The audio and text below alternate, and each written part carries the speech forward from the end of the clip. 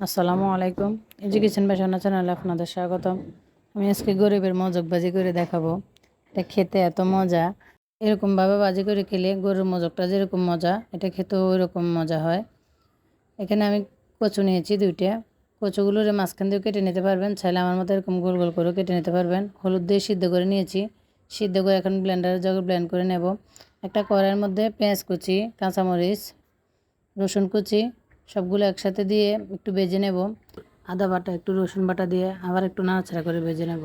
ভেজে নেওয়া হয়ে গেলে এখন আমি গুঁড়ো মশলাগুলো দিয়ে দেবো। হলুদের গুঁড়ো, স্বাদ মতো লবণ, মরিচের গুঁড়ো এখানে একটু কম দেবো, আমি কাঁচামরিচ দিয়েছি। মাংসের মশলা, জিরা ধনিয়ার গুঁড়ো, একটু চাট মশলা দেবেন, নয়তো আমার মতো এরকম একটু ম্যাগি মশলা দিয়ে দেবেন। দিয়ে একটু পানি দিয়ে ভালোভাবে কষিয়ে নেব নাড়াচাড়া করে। কষিয়ে নেওয়া হয়ে গেলে আমি যে এটা ব্লেন্ডার করে রেখেছিলাম কচুটা, এখন কচুটা দিয়ে দেবো। কচুটা দিয়ে এরকমভাবে নাড়াচাড়া করে নিলে পানিটা শুকিয়ে আসবে। শুকানোর মধ্যে দেখেন এরকমভাবে শুকিয়ে আসছে। এমনিতে রান্না করলে আমার ছেলেমেয়েরা খেতে চায় না, এরকম করে ভাজি করে দিলে, মজক ভাজি বললে আর মানে থাকেও না এরকম। এটা খেতে আসলে সত্যি অনেক মজা, এভাবে একবার করে দেখবেন। পর আমি একটু লেবু চিপে দিয়েছি, গলাও ধরবে না আর টেস্টও বাড়বে। খেতেও অনেক মজা, গরুর মগজের চেয়েও কম না, একবার করলে বুঝতে পারবেন।